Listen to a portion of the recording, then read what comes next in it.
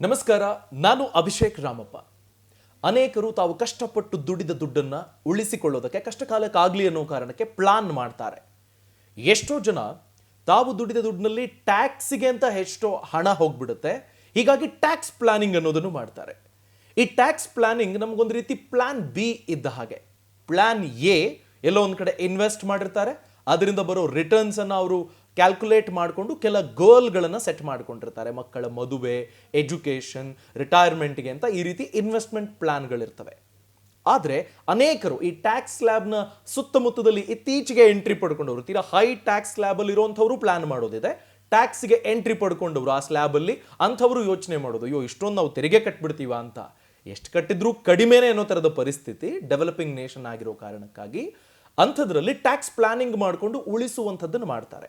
ಆದರೆ ನಿಮಗೆ ಗೊತ್ತಾ, ನೀವು ಟ್ಯಾಕ್ಸ್ ಪ್ಲಾನಿಂಗ್ಗೆ ಅಂತ ಬಳಸಿಕೊಳ್ಳುವ ಹಣವನ್ನು ಸರಿಯಾಗಿ ಇನ್ವೆಸ್ಟ್ಮೆಂಟ್ ಮಾಡ್ತಾ ಹೋದರೆ, ಸ್ವಲ್ಪ ಸೀರಿಯಸ್ ಆಗಿ ಪಡ್ಕೊಂಡ್ರೆ ನಿಮಗೆ ಟ್ಯಾಕ್ಸ್ ಬೆನಿಫಿಟು ಸಿಗುತ್ತೆ. ನಿಮ್ಮ ಪ್ಲಾನ್ ಬಿ ಅನ್ನೋದೇನಿತ್ತು ಅದು ಚೆನ್ನಾಗಿ ನಡ್ಕೊಂಡು ಹೋಗುತ್ತೆ. ಜೊತೆಗೆ ಕೋಟಿಗಟ್ಟಲೆ ನೀವು ಉಳಿಸೋದಕ್ಕೆ ಸಾಧ್ಯ. ಅಂದರೆ ನಿಮ್ಮ ತೆರಿಗೆ ಪ್ಲಾನಿಂಗ್ಗಾಗಿ ಹೂಡಿಕೆ ಮಾಡುವಂತಹ ಹಣ ನಿಮಗೆ ಕೋಟಿ ಮೊತ್ತಕ್ಕಾಗತ್ತೆ.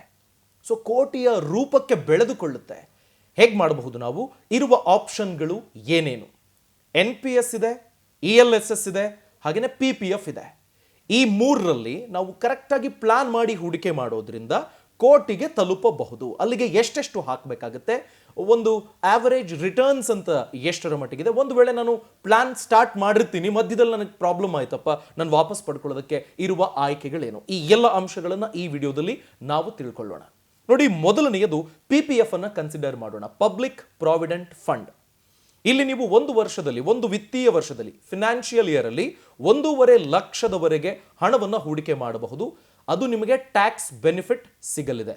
ಆದರೆ PPF ನಲ್ಲಿ ನೀವು ಹೂಡಿಕೆ ಮಾಡಬೇಕಾದ್ರೆ 15 ವರ್ಷದ ಲಾಕ್-ಇನ್ ಪೀರಿಯಡ್ ಇರುತ್ತೆ, ಅದನ್ನು ನೀವು ಗಮನಿಸಬೇಕು. 5 ವರ್ಷಗಳ ಲಾಕ್-ಇನ್ ಪೀರಿಯಡ್ನ ನಂತರದಲ್ಲಿ ನೀವೇನು ಅಲ್ಲಿ ಕಾಂಟ್ರಿಬ್ಯೂಟ್ ಮಾಡಿರ್ತೀರಿ ಅದರ 50% ಅನ್ನು ವಾಪಸ್ ತಗೊಳ್ಳೋದಕ್ಕೆ ಅವಕಾಶ ಇದೆ. But terms and conditions apply ಆಗುತ್ತೆ. ಅದನ್ನು ಗಮನಿಸಿ ನೀವು ಆ ಡಿಸಿಷನ್ ಅನ್ನು ಕೈಗೊಳ್ಳಬಹುದು. ಒಂದು ವೇಳೆ PPFಗೆ ನಾನು 1.5 ಲಕ್ಷ ಹಾಕುವಂತಹ ಹಣ 1 ಕೋಟಿ ತಲುಪಬೇಕು ಅಂದರೆ, ಅಥವಾ ಕೋಟಿಯನ್ನು ದಾಟಬೇಕು ಅನ್ನೋದಾದರೆ, ನಾನು ಎಷ್ಟೆಷ್ಟು ಹಾಕಬೇಕು, ಎಷ್ಟು ಸಮಯಕ್ಕೆ ನಾನು ಹೂಡಿಕೆ ಮಾಡಬೇಕು, ಆವರೇಜ್ ರಿಟರ್ನ್ ಎಷ್ಟಿರುತ್ತೆ ಅನ್ನೋದನ್ನು ನೋಡೋಣ. ನೋಡಿ, ನಿಮಗೆ PPFದು ಆಲ್ಮೋಸ್ಟ್ 7.1, 7.2 ಈ ಥರ ಫ್ಲಕ್ಚುಯೇಟ್ ಆಗುತ್ತೆ ಅಂತ ಅಂದುಕೊಳ್ಳಿ. ವರ್ಸ್ಟ್ ಪಾಸಿಬಲ್ ಕೇಸ್ 7% ಅಂತ ನಾವು ಅಸ್ಯೂಮ್ ಮಾಡಿಕೊಳ್ಳೋಣ. 35 ವರ್ಷಕ್ಕೆ ನೀವೇನಾದರೂ PPFನಲ್ಲಿ ಹೂಡಿಕೆ ಮಾಡ್ತಾ ಸಾಗಿದ್ರೆ, ನಿಮ್ಮ ಓವರಾಲ್ ಅಂದರೆ ಆ 35 ವರ್ಷದ ಬಳಿಕ ನಿಮ್ಮ ಹೂಡಿಕೆಯ ಹಣ 2,20,00,000ಕ್ಕೆ ಬೆಳೆದುಕೊಳ್ಳುತ್ತೆ. ಸೊ ನೀವು ಈ 30% ಸ್ಲ್ಯಾಬ್ನಲ್ಲಿ ಏನಾದರೂ ಇದ್ರೆ, ಟ್ಯಾಕ್ಸ್ ಸ್ಲ್ಯಾಬ್ನಲ್ಲಿ 45,000ಕ್ಕೂ ಹೆಚ್ಚು ಟ್ಯಾಕ್ಸ್ ಹಣವನ್ನು ಸಹ ನೀವು ಉಳಿಸಿಕೊಳ್ಳೋದಕ್ಕೆ ಅವಕಾಶ ಇದೆ PPFನಲ್ಲಿ ಹೂಡಿಕೆ ಮಾಡೋದ್ರಿಂದ. 7% ರಿಟರ್ನ್ಸ್ನಂತೆ 35 ವರ್ಷ ನೀವು ಪ್ರತಿ ವರ್ಷ 1.5 ಲಕ್ಷ ಹಾಕಿದ್ರೆ ನಿಮ್ಮ ಒಟ್ಟು ಕಾರ್ಪಸ್ 2 ಕೋಟಿಯನ್ನ ದಾಟತ್ತೆ. ಇದು PPF ಹಾದಿಯಲ್ಲಿ. ಹಾಗಾದ್ರೆ ಮುಂದಿನ ಆಪರ್ಚುನಿಟಿ ಏನು? ELSS. ಇದು ನೋಡಿ, ಈಕ್ವಿಟಿ ಲಿಂಕ್ಡ್ ಸೇವಿಂಗ್ ಸ್ಕೀಮ್ ಅಂತ. ಇದು one and only mutual fund. ಈಕ್ವಿಟಿಯ ಮೇಲೆ ಇನ್ವೆಸ್ಟ್ ಮಾಡುತ್ತೆ, ಸ್ಟಾಕ್ಸ್ ಅಂಡ್ ಶೇರ್ಸ್ ಮೇಲೆ ಇನ್ವೆಸ್ಟ್ ಮಾಡುತ್ತೆ. ಹೀಗಾಗಿ ನಿಮಗೆ ರಿಸ್ಕ್ ಫ್ಯಾಕ್ಟರ್ ಅನ್ನೋದು ಡೆಫಿನೆಟ್ಲಿ ಇರುತ್ತೆ. ಟ್ಯಾಕ್ಸ್ ಸೇವಿಂಗ್ ಮ್ಯೂಚುವಲ್ ಫಂಡ್, ಆ ಥರದ ಆಪ್ಷನ್ ಇರುವ ಏಕೈಕ ಮ್ಯೂಚುವಲ್ ಫಂಡ್ ELSS. ನೋಡಿ, ನಿಮಗೆ ಇಲ್ಲಿ ರಿಟರ್ನ್ಸ್ ಅನ್ನೋದು ಮಾರ್ಕೆಟ್ ಲಿಂಕ್ಡ್. ಮಾರ್ಕೆಟ್ನಲ್ಲಿ ಆಗುವಂತಹ ಬೆಳವಣಿಗೆಗಳು, ಏರಿಳಿತಗಳು ನಿಮಗೆ ಬರುವ ರಿಟರ್ನ್ಸ್ನ ಮೇಲೂ ಹೆಚ್ಚು ಕಮ್ಮಿ ಮಾಡಬಹುದು. ಇದು ನಿಮಗೆ ಗೊತ್ತಿರಲಿ. ಆ್ಯಂಡ್ ನೀವು ಒಂದು ವೇಳೆ 1 ಲಕ್ಷಕ್ಕಿಂತಲೂ ಹೆಚ್ಚು ಇನ್ಕಮ್ 1 ವರ್ಷದಲ್ಲಿ ಪಡ್ಕೊಂಡಿದ್ದೇ ಆದರೆ ELSSನ ಹೂಡಿಕೆಯಿಂದ 10% LTCGಯನ್ನು ನೀವು ಕಟ್ಟಬೇಕಾಗುತ್ತೆ. ಲಾಂಗ್ ಟರ್ಮ್ ಕ್ಯಾಪಿಟಲ್ ಗೇನ್ಸನ್ನು ನೀವು ಕಟ್ಟಬೇಕಾಗತ್ತೆ. ನೋಡಿ, ಈ 80C ಅಡಿಯಲ್ಲಿ ಇವೆಲ್ಲವೂ ಬರ್ತವೆ, PPF, NPS ಹಾಗೆಯೇ ELSS. ಈ ಕ್ಯಾಟಗರಿಯಲ್ಲಿ ಬರುವ ಏಕೈಕ ಮ್ಯೂಚುವಲ್ ಫಂಡ್ ನಾನು ಆಗಲೇ ಹೇಳಿದೆ. ಇದಕ್ಕೆ ನಿಮಗೆ 3 ವರ್ಷದ ಲಾಕ್-ಇನ್ ಪೀರಿಯಡ್ ಇರುತ್ತೆ ELSSನಲ್ಲಿ. ಒಂದು ವಿತ್ತೀಯ ವರ್ಷದಲ್ಲಿ 1.5 ಲಕ್ಷದವರೆಗೆ ಟ್ಯಾಕ್ಸ್ ಸೇವ್ ಮಾಡೋದಕ್ಕಂತ ನೀವಿಲ್ಲಿ ಹೂಡಿಕೆ ಮಾಡೋದಕ್ಕೆ ಆರಂಭ ಮಾಡಿದರೆ, ಸೀರಿಯಸ್ ಆಗಿ ನೀವು 1.5 ಲಕ್ಷವನ್ನು ಹೂಡಿಕೆ ಮಾಡೋದ್ರಿಂದ 35 ವರ್ಷದವರೆಗೆ ಒಂದು ವೇಳೆ ನೀವು ಹೂಡಿಕೆ ಮಾಡಿದರೆ, worst possible case 12% annual returns ಅಂತ ನಾವು ಅಂದುಕೊಂಡ್ರೆ, ನೋಡಿ ELSS ಮಾರ್ಕೆಟ್ ಲಿಂಕ್ಡ್ ಅಂತ ನಾನು ಆಗಲೇ ಹೇಳಿದೆ. ಹೀಗಾಗಿ ನಿಮಗೆ ಗ್ಯಾರಂಟಿ ಕೊಡೋದಕ್ಕಾಗೋದಿಲ್ಲ. ಆದರೆ ಲಾಂಗ್ ಟರ್ಮಲ್ಲಿ ಇನ್ವೆಸ್ಟ್ ಮಾಡೋದ್ರಿಂದ ಈಕ್ವಿಟೀಸ್ನ ಮೇಲೆ ನೀವು ಅಟ್ಲೀಸ್ಟ್ ಈ 12% ಅಷ್ಟನ್ನು ಎಕ್ಸ್ಪೆಕ್ಟ್ ಮಾಡಬಹುದು ಅನ್ನೋದು ಈಗಾಗಲೇ ನೀವು ಕಳೆದ 20 ವರ್ಷಗಳ ಆವರೇಜ್ ಅನ್ನು ತೆಗೆದು ನೋಡಿದ್ರೆ ನಿಮಗೆ ಗೊತ್ತಾಗುತ್ತೆ. ಎಲ್ಲವನ್ನು ಕಳೆದು ನೀವು ನೋಡಿದಾಗ ಹತ್ತತ್ರ 12% ವರೆಗೆ ರಿಟರ್ನ್ಸ್ಗೆ ನೀವು ಡೆಫಿನೆಟ್ಲಿ ಏಮ್ ಅಂತೂ ಮಾಡಬಹುದು. ಹೀಗೆ ನೀವು 1.5 ಲಕ್ಷವನ್ನು 35 ವರ್ಷದವರೆಗೆ 12% ರಿಟರ್ನ್ಸ್ನಂತೆ ELSS ನಲ್ಲಿ ಹಾಕೋದ್ರಿಂದ ನಿಮ್ಮ ಮೊತ್ತ 7,20,00,000ಕ್ಕೆ ಬೆಳೆದುಕೊಳ್ಳುತ್ತೆ. ನೋಡಿ, ಅಲ್ಲಿಗೆ ನೀವು ತಿಂಗಳಿಗೆ ಎಷ್ಟು ಹಾಕಬೇಕಾಗುತ್ತೆ? ಹತ್ತತ್ರ 12,500, 7.5 ಕೋಟಿ ಅಂತ ಅಂದ್ಕೊಂಡ್ರೆ ನಿಮಗೆ 12,500 ಪ್ರತಿ ತಿಂಗಳು ಕಟ್ಟೋದಕ್ಕೆ ಕಷ್ಟ ಆಗುತ್ತೆ ಅನ್ನೋದಾದ್ರೆ ನೀವು ಡೆಫಿನೆಟ್ಲಿ 2,000ನೋ 3,000ನೋ ಇದರಿಂದ ಸ್ಟಾರ್ಟ್ ಮಾಡಬಹುದು. ಸೊ 12,000ದ ಬದಲಿಗೆ 3,000 ಅಂತಂದ್ರೆ ಬಹುಶಃ ನಿಮ್ಮ ಹಣ ನೀವು ಒಂದು ರಿಟೈರ್ಮೆಂಟ್ಗೆ ಅಂತ ಪ್ಲಾನ್ ಮಾಡೋದಾದ್ರೆ ಕೋಟಿ ದಾಟದೇ ಇರಬಹುದು. ಬಟ್ ಆ 7.2 ಕೋಟಿಯಲ್ಲಿ 20% ಅನ್ನೋದನ್ನ ನೀವು ಅಟ್ಲೀಸ್ಟ್ ಎಕ್ಸ್ಪೆಕ್ಟ್ ಮಾಡಬಹುದು. ಅಟ್ಲೀಸ್ಟ್ 1 ಕೋಟಿ ಅಂತೂ ದಾಟೋದಕ್ಕೆ ಚಾನ್ಸಸ್ ಇರುತ್ತೆ. ನೀವು 12% ರಿಟರ್ನ್ಸ್ನಂತೆ ಆಲ್ಮೋಸ್ಟ್ 35 ವರ್ಷ ಹೂಡಿಕೆ ಮಾಡೋದಕ್ಕೆ ಸಾಧ್ಯ ಆದರೆ ಇದು ELSS ನಲ್ಲಿ ಇರುವಂತಹ ಅವಕಾಶ. ತಿಂಗಳ 12,500 ಹಾಕೋಕ್ಕಾಗೋಲ್ಲ ಅಂದ್ರೆ 2-3 ಸಾವಿರದಿಂದಾನೇ ನೀವು ಆರಂಭ ಮಾಡಬಹುದು. ಜೊತೆಗೆ NPS ನ ಆಪ್ಷನ್ಸ್ ಅನ್ನು ನಾವು ನೋಡಿದಾಗ ನೋಡಿ, ನ್ಯಾಷನಲ್ ಪೆನ್ಷನ್ ಸಿಸ್ಟಮ್ ಅಲ್ಲೂ ಸಹ ಅದು ಈಕ್ವಿಟಿ ಲಿಂಕ್ಡ್ ಇನ್ವೆಸ್ಟ್ಮೆಂಟ್. ಅದು ನಿಮಗೆ ಪೆನ್ಷನ್ ಫಂಡ್ಗಳು ಕೆಲವಿದ್ದಾವೆ, ಅವುಗಳ ಮೇಲೆ ಹೂಡಿಕೆ ಮಾಡೋದಕ್ಕೆ ಅವಕಾಶ ಇರುತ್ತೆ. ಫಂಡ್ ಮ್ಯಾನೇಜರ್ ಹಾಗೆಯೇ ಈಕ್ವಿಟಿಗೆ ಎಕ್ಸ್ಪೋಜರ್ ಅನ್ನೋದನ್ನ ನೀವು ಆಯ್ಕೆ ಮಾಡಿಕೊಳ್ಳಬಹುದು. ಮ್ಯಾಕ್ಸ್ ಟು ಮ್ಯಾಕ್ಸ್ 75% ಈಕ್ವಿಟೀಸ್ನ ಮೇಲೆ ನಿಮ್ಮ ಕಾಂಟ್ರಿಬ್ಯೂಷನ್ ಅನ್ನ ಅಲೋಕೇಟ್ ಮಾಡೋದಕ್ಕೆ ನಿಮಗೆ ಅವಕಾಶ ಇರುತ್ತೆ. ಫಂಡ್ ಮ್ಯಾನೇಜರ್ ಅನ್ನು ನೀವು ಚೂಸ್ ಅಂದ್ರೆ ಇರುವಂತಹ ಆಯ್ಕೆಗಳಲ್ಲಿ ಫಂಡ್ಗಳನ್ನು ನೀವು ಆಯ್ಕೆ ಮಾಡೋದಕ್ಕೆ ಅವಕಾಶ ಇರುತ್ತೆ. 1.5 ಲಕ್ಷ 1 ವರ್ಷಕ್ಕೆ ಇರುವಂತಹ ಅವಕಾಶ.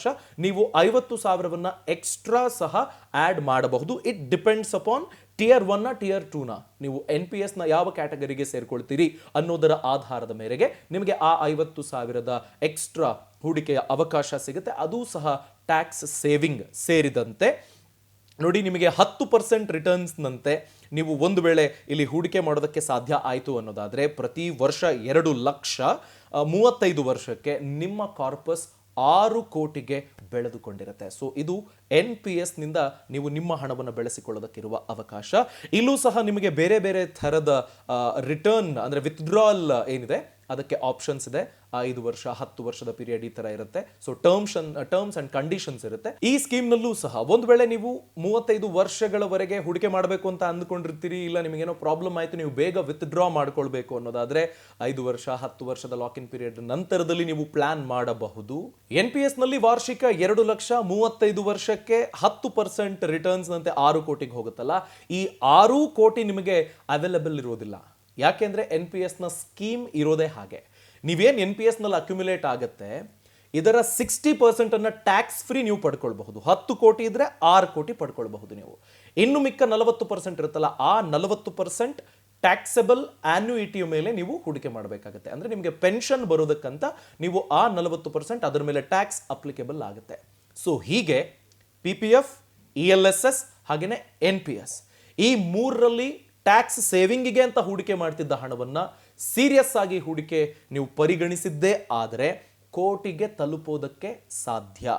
ಒಂದು ಡೀಸೆಂಟ್ ರಿಟರ್ನ್ಸ್ ರೇಟ್ ಅನ್ನು ನಾವು ಕ್ಯಾಲ್ಕುಲೇಟ್ ಮಾಡಿದ್ದೀವಿ. ಬಟ್ ನಾವು ಗಮನಿಸಬೇಕಾಗಿರೋ ತುಂಬಾ ಇಂಪಾರ್ಟೆಂಟ್ ವಿಚಾರ, ಇವತ್ತಿನ 1 ಕೋಟಿ 35 ವರ್ಷದ ನಂತರದಲ್ಲಿ ನೀವು ಎಲ್ಲ ಆ ಇನ್ಫ್ಲೇಷನ್ ಹಣದುಬ್ಬರದ ದರವನ್ನು ಪ್ರತಿ ವರ್ಷಕ್ಕೆ 6% ಅನ್ನೋ ಲೆಕ್ಕದಲ್ಲಿ ನೀವು ಕ್ಯಾಲ್ಕುಲೇಟ್ ಮಾಡಿದ್ರೆ ಏನಕ್ಕೂ ಸಾಕಾಗೋದಿಲ್ಲ ಅನಿಸೋದು ಸಹಜ.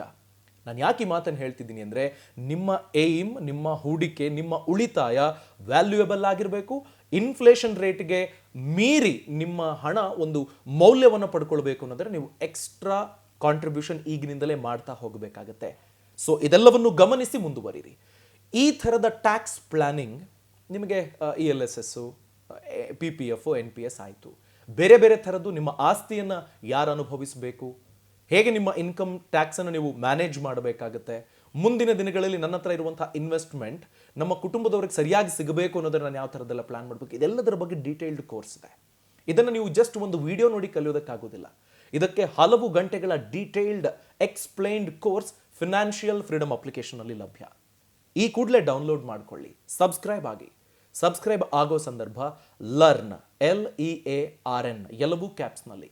ಈ ರೆಫರಲ್ ಕೋಡ್ ಬಳಸಿದ್ದೇ ಆದರೆ 2,000 ರೂಪಾಯಿ ನೀವು ಸ್ಕಾಲರ್ಶಿಪ್ ಅನ್ನು ಪಡೆದುಕೊಳ್ಳಬಹುದು. ಬರೀ ಟ್ಯಾಕ್ಸ್ ಪ್ಲಾನಿಂಗ್ ಅಥವಾ ಫಿನಾನ್ಷಿಯಲ್ ಫ್ರೀಡಮ್ ಬಗ್ಗೆ ಅಷ್ಟೇ ಅಲ್ಲ. ನೀವು ಒಂದು ವೇಳೆ ಸ್ಟಾಕ್ಸ್, ಮ್ಯೂಚುವಲ್ ಫಂಡ್ಸ್ ಅಥವಾ IPO ಬಗ್ಗೆ ತಿಳ್ಕೊಳ್ಬೇಕು, ಇಲ್ಲ ನಾನು ಕೃಷಿನಲ್ಲಿ ಸಾಧನೆ ಮಾಡಬೇಕು, ಕೋಟಿಗಟ್ಟಲೆ ದುಡಿಬೇಕು, ಅವಕಾಶ ಇದೆ. ಆ ಥರ ಸಾಧನೆ ಮಾಡಿದವರು ಡೀಟೇಲ್ಡ್ ಕೋರ್ಸ್ನಲ್ಲಿ ಎಕ್ಸ್ಪ್ಲೈನ್ ಮಾಡಿದ್ದಾರೆ. ಸೊ ಹೀಗಾಗಿ ಫಿನಾನ್ಷಿಯಲ್ ಫ್ರೀಡಮ್ ಅಪ್ಲಿಕೇಶನ್ ಡೌನ್ಲೋಡ್ ಮಾಡ್ಕೊಳ್ಳಿ, ಅಲ್ಲಿರುವ ಕೋರ್ಸ್ಗಳನ್ನು ಗಮನಿಸಿ, ಲರ್ನ್, ರೆಫರಲ್ ಕೋಡ್ ಹಾಕಿ ₹2,000 ಸ್ಕಾಲರ್ಶಿಪ್ ಅನ್ನು ಪಡ್ಕೊಂಡು ನೀವು ಬುದ್ಧಿವಂತರಾಗಿ, ಶ್ರೀಮಂತರಾಗಿ.